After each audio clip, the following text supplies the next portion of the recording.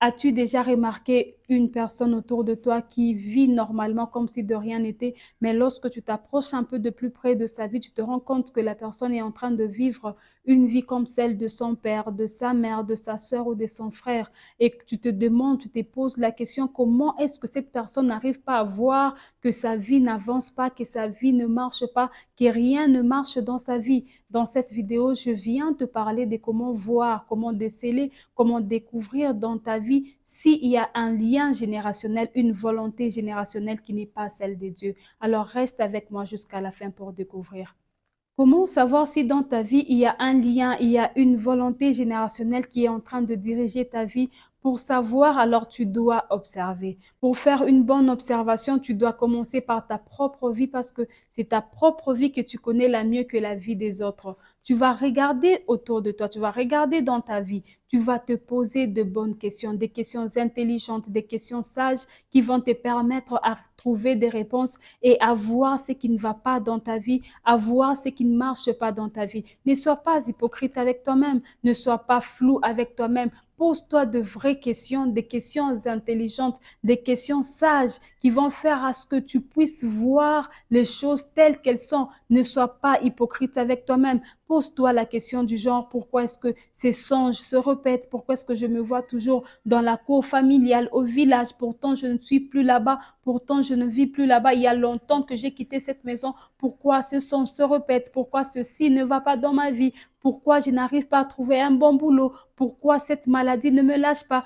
Pose-toi de vraies questions. Ne sois pas hypocrite avec toi-même. Et en te posant de vraies questions, c'est sur base de ces questions qui va te permettre à voir ce qui ne va pas dans ta vie. Alors, pour faire une bonne observation, prends un bout de papier, je te conseille, prends un bout de papier, un stylo pour pas oublier ce que tu vas découvrir, ce que tu vas remarquer dans ta vie. Commence à noter sur ce bout de papier.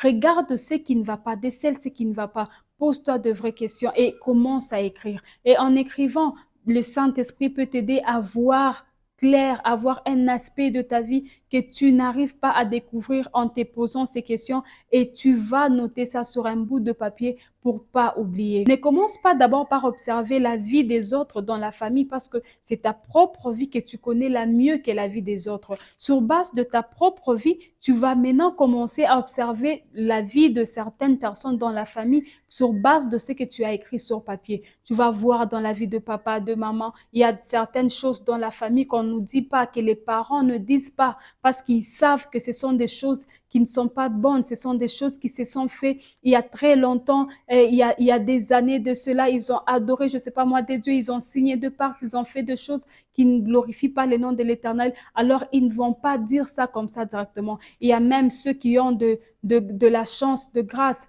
ils vont trouver des parents qui vont leur expliquer leurs erreurs qu'ils ont commises, les fautes qu'ils ont fait pour que la famille se retrouve dans des situations bizarres. Ils peuvent leur dire que non, on est allé adorer les eaux, on est allé adorer la forêt, on a fait ceci, on a fait cela. Les parents peuvent dire cela si ce sont des bons parents qui veulent l'avancement de la famille. Mais il y a des parents aussi qui ne disent pas pourquoi, parce qu'ils aiment ces choses, ils adorent le ténèbre, alors ils ne préfèrent pas dire ça. Alors comme le Saint-Esprit est là, le Saint-Esprit est bon, en te posant des questions, le Saint-Esprit peut t'ouvrir les yeux, le Saint-Esprit peut te flasher quelque chose qui est la base de ce que tu es en train de chercher, qui est la clé au fait, la clé majeure de ce que tu es en train de chercher comme solution dans ta vie. Il va te montrer et sur base de ça, pour que tu commences au fait à chercher maintenant la solution. On peut voir dans la Bible avec Gédéon. Gédéon, il avait fait l'observation de sa famille. Il a remarqué que sa famille était la plus pauvre de Manassé.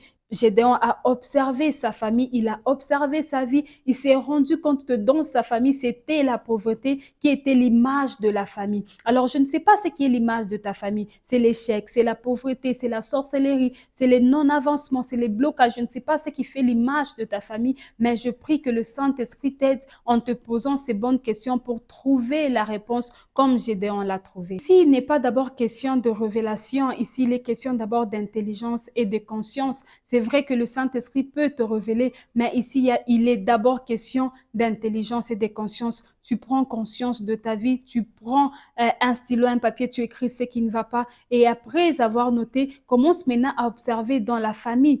dans la vie de papa, de maman, des frères et sœurs, les choses qui se répètent, les choses qui n'avancent pas. Si cela se retrouve sur le papier, alors tu coches cela, tu te dis que ça, c'est ça, ce qui ne va pas dans la famille. Commence maintenant sur base de la liste que tu as écrite, sur base de ce que tu as noté, commence maintenant à observer dans la famille ce qui ne va pas. Tu commences par la vie de papa et de maman, la vie de frères et sœurs, la vie de cousins, de cousines. Mais souvent, c'est souvent dans la famille restreinte que tu peux commencer. Moi, je me souviens une fois, le Saint-Esprit m'a ouvert les yeux sur quelque chose qui ne marchait pas. Alors, ça a changé ma manière de voir les choses. Ça a changé ma manière même de prier. Je prie que le Saint-Esprit puisse aussi t'ouvrir les yeux en observant ta famille, en observant ta vie, afin que tu puisses voir clair dans tout ça. Alors, comme tu as trouvé ce qui ne va pas dans ta vie, tu vas commencer maintenant à prier. La prochaine vidéo, je pense que je parlerai de comment prier pour se libérer de ce lien, pour sortir définitivement de ce lien. Tu as vu cela, tu as remarqué cela et le Saint-Esprit t'a aidé. Tu vas prier maintenant pour toi-même. Tu ne vas pas commencer à prier pour les autres. Pourquoi? Parce qu'un prisonnier ne peut pas libérer ses amis prisonniers. Nous voyons même avec Joseph dans la Bible, Joseph a dit à celui qui était en train de sortir de la prison pour dire: quand tu seras dehors, souviens-toi de moi, afin que je sois aussi libéré. Il n'y a que celui qui est libre qui peut libérer celui qui est prisonnier. Alors, quand tu vas commencer à prier, le Saint-Esprit va t'aider à être libre, afin que tu puisses aussi libérer ta famille, que tu puisses libérer tes frères et sœurs. Galates 3:13 nous dit que Christ nous a libérés de la malédiction de la loi, étant devenu lui-même malédiction, car il est écrit: maudit soit celui qui est pendu au bois. Christ a été pendu au bois pour toi et moi. Alors tu es libre il y a plus de 2000 ans. Lève-toi. Tu as remarqué ce qui ne va pas dans ta vie. Tu as fait ta liste. Maintenant, commence ta prière enfin de te libérer de ce lien qui te rend encore esclave, de ce lien générationnel qui n'est pas à la volonté de Dieu. Que mon Dieu te bénisse et à très bientôt. Et surtout, garde ta foi vivante en Jésus. N'oublie pas de t'abonner, de liker, de partager si ce message t'a touché. Que mon Dieu te bénisse.